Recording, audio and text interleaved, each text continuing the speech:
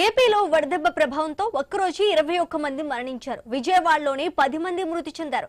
వడదెబ్బకు గురై ఏలూరు జిల్లాలో 3, పశ్చిమ గోదావరి జిల్లాలో 1 మృతి చెందినట్లుగా తెలుస్తోంది. కాకినాడ జిల్లాలో 3 చనిపోయారు. పల్నాడు జిల్లా నరసరావుపేట పట్టణంలో 2 గుర్తు తెలియని వ్యక్తులు వడదెబ్బతో మృతి చెందారు. అనకాపల్లి జిల్లా చోడవరం మండలం గోవాడలో మహిళ వడదెబ్బకు మృతి చెందారు. రాష్ట్రంలో ఎండలు టారెత్తిస్తున్నాయి. వడగాలులు తీవ్రంగా వీస్తున్నాయి. ఇక ఇదే అంశానికి సంబంధించి మరింత సమాచారం మా ప్రతినిధి రాజు అందిస్తారు. రాజు, ఏదైతే రాష్ట్రంలో గత కొద్ది రోజులుగా కూడా ఎండల తీవ్రత మండిపోతుంది. రాష్ట్రం అంతా కూడా నిప్పులు కుంపటిలా మారిందని చెప్పుకోవచ్చు. రికార్డు స్థాయిలో ఉష్ణోగ్రతలు నమోదవుతున్న నేపథ్యంలో ప్రజలైతే ఆందోళనకు గురవుతున్న పరిస్థితి కనిపిస్తుంది. దాదాపు రాష్ట్ర వ్యాప్తంగా కూడా రికార్డు స్థాయిలో అయితే పగటి ఉష్ణోగ్రతలు నమోదవుతున్న నేపథ్యంలో రాష్ట్ర ప్రభుత్వం కూడా అలర్ట్ అయింది. రాష్ట్ర ముఖ్యమంత్రి చంద్రబాబు నాయుడు కూడా అధికారులకు అయితే పలు సూచనలు చేయడం జరిగింది. ముఖ్యంగా చూసుకుంటూ ఉదయం 6 గంటల నుంచి ఎండ తీవ్రత ఎక్కువగా ఉండడంతో పాటు గరిష్టంగా 47 డిగ్రీల ఉష్ణోగ్రతలు కూడా నమోదవుతున్నాయి. ఇది రాబోయే రోజుల్లో మరింత పెరిగే అవకాశాలు ఉన్నట్టుగా తెలుస్తుంది. ప్రధానంగా ఎల్నీలో ఆ ప్రభావంతో అయితే వడగాల్పుల తీవ్రత కూడా చాలా ఎక్కువగా ఉంటుందని చెప్పి వాతావరణ శాఖ అధికారులు హెచ్చరికలు జారీ చేస్తున్నారు.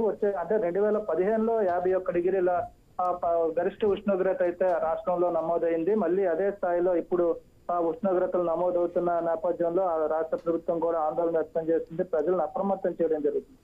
ముఖ్యంగా ఎండల్లో రావాల్సి వస్తే ఖచ్చితమైనటువంటి పనులుంటే తప్పితే బయటకు రావద్దు అంటూ కూడా హెచ్చరికలు జారీ చేసింది. అదే విధంగా ఎక్కడికక్కడ తాగునీటి సౌకర్యాలు ఏర్పాటు చేయాలి, చలివేంద్రాలు ఏర్పాటు చేయాలని చెప్పి రాష్ట్ర ముఖ్యమంత్రి అధికారులు అయితే సూచించడం జరిగింది. దీంతో పాటు ఐసోలేషన్ సెంటర్లు, ప్రాథమిక ఆరోగ్య కేంద్రాల నుంచి ప్రధాన ఆసుపత్రుల వరకు కూడా వడదెబ్బ తగిలేటువంటి వారికి సత్వరమే ఉపశమనం కలిగించే విధంగా ఐసోలేషన్ సెంటర్లు కూడా ఏర్పాటు చేయాలని చెప్పి అయితే సూచన చేస్తుంది. ముఖ్యంగా తాగునీరు ట్యాంకర్ల ద్వారా, అంటే నీటి కొరత ఉన్న ప్రదేశాల్లో ట్యాంకర్ల ద్వారా నీటిని సరఫరా చేయాలని చెప్పి భూగర్భ జలాలు ఇంకిపోకుండా తగిన జాగ్రత్తలు తీసుకోవాల్సిన అవసరం ఉందంటే కూడా రాష్ట్ర ప్రభుత్వం అధికారులను అయితే అప్రమత్తం చేయడం జరుగుతుంది. మరోవైపు చూసుకుంటే రాష్ట్రంలో నిప్పులు కుంపటి ఒక విధంగా కొనసాగుతుంది. మరోవైపు ఉత్తరప్రదేశ్, ఛత్తీస్గఢ్, ఒడిశా మీదుగా సముద్ర తీర ప్రాంతంలో ద్రోణి అయితే కొనసాగుతుంది. దీని ప్రభావంతో చెదురుమదురుగా శ్రీకాకుళం నుంచి విశాఖపట్నం వరకు కూడా చెదురుమదురుగా వర్షాలు కురిసే అవకాశాలు ఉన్నట్టు విశాఖ తుఫాను హెచ్చరికల కేంద్రం